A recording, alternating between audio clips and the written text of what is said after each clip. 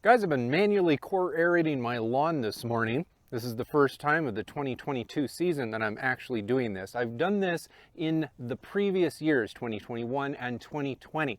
I've done a lot of square footage using this Yard Butler 2-prong 2-core puller manual tool here. I've used it enough to feel confident giving you some helpful tips on how to get this job done better and correctly. I don't know, I'm not going to make it done faster, that's for sure. But anyway, let's get into it. These are just tips. By far and away, if you're going to manually core aerate your lawn, the most important thing for you to understand is you don't want to do this unless you've got an enormous amount of time. To properly core aerate a lawn, you're looking at least 20 cores per square foot. I shoot for about 24. It just makes sense to me.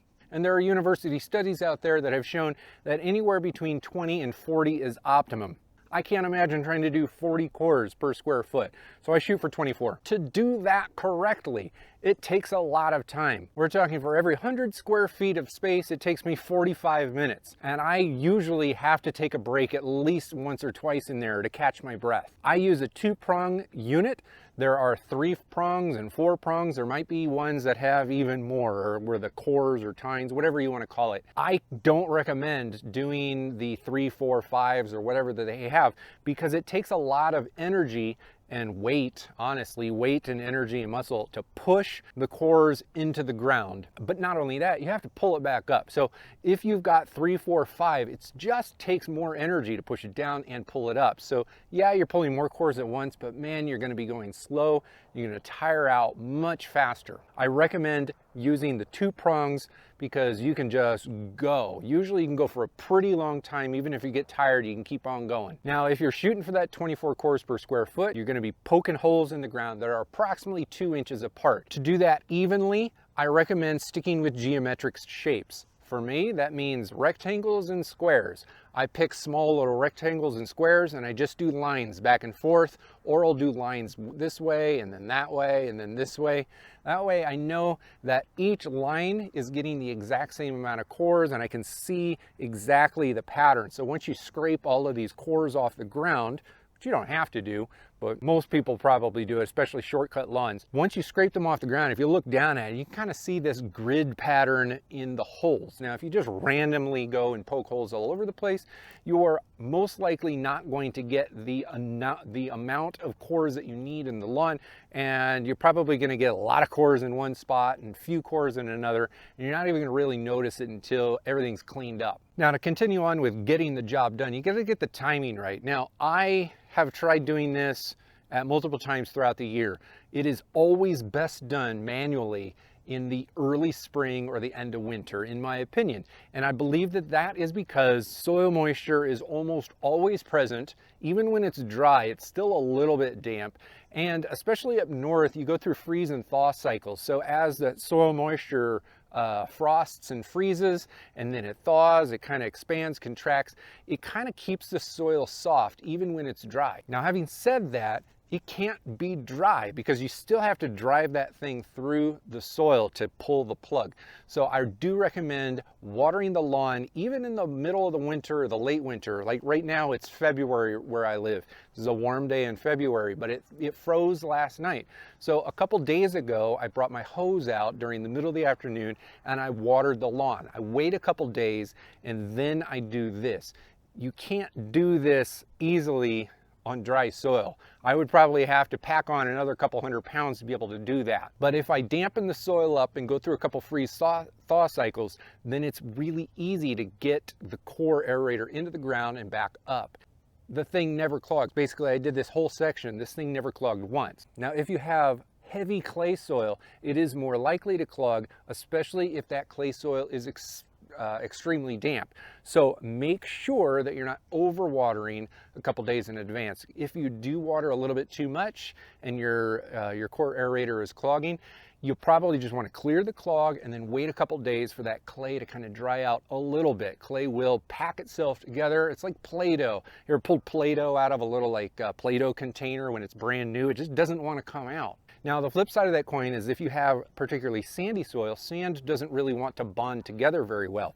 So the whole point of a core is it's all bound together and it comes up through the core, and you get this little dirt worm there. Sandy soil, in some cases, doesn't even need to be aerated quite as much as some of the other soil types, simply because the particles aren't bound together the same way. However, it still will benefit from core aeration. I find that with really sandy soil, if you're going to be core aerating, this is very situational, but if you can core aerate at like dawn on a morning that's like 31 degrees, it's going to work better because those particles, especially if they're moist, are going to be able to bond together a little bit better simply because of the crisp, cool, frosty weather. During the summer, if you're going to be doing this towards the end of the summer going into the fall, it's a lot harder to get thorough moisture into the lawn. And plus, coming out of summer, the ground is usually really hard, even when you wet it. So you're gonna have to water heavier at the end of the summer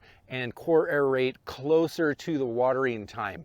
I don't really recommend manually core aerating going into the fall because most soils that I've attempted to do this on are it almost never works out. Like the core aerator just can't, I mean, it's pushing holes in, but it's not actually pulling cores out. So you're kind of compacting soil deep and leaving a hole on the surface. It's kind of like spike aerating. If you can get that moisture content correct, then it can work, but it's much easier to do this at the end of winter going into spring. Typically speaking, you're going to be shooting for 3.5 inch cores, but you're almost never going to get it. If you were to look at some of these cores, this is one of the longest ones. This one's probably about 3 inches or so. Most of these are probably about 2-inch cores. It's just simply hard to pull a full core. So manually core aerating it's a lot of work. Doesn't cost very much outside of your own time and energy. But your cores are going to be better when you use a mechanical core aerator, something that has a wider tine and can sometimes pull a deeper core as well. I recommend doing that coming out of summer into the fall, simply because it's just easier to get that job done then, and it's easier to get this job done now if you've got the time. If you do end up having clogs, whether it be like little rocks or just chunks of soil that just clog up the thing, I also recommend having a drill handy with an old bit that you don't care about. I find that those are really easy to clear the clogs out if I just take the drill and just drill right into, when you pull this out, you just drill right into the tine. And everything comes out. If rocks get jammed in there, the drill bit isn't really going to work.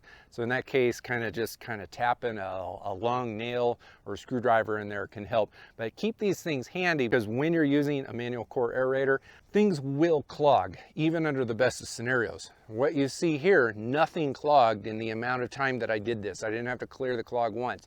But at some point going through this lawn, it will clog. I can guarantee you that, and I'll have to be prepared to unclog it. Now, I've talked about doing this at the end of winter going into the spring as an optimal time for the physical nature of pulling these cores. Like, it's just easier to do it at this time of year. But it's also better for the grass as well, because during the springtime, that's a natural root growth period for our grass. So as we're poking holes right now at the end of winter, just before all the grass starts growing, all of the roots start growing as well.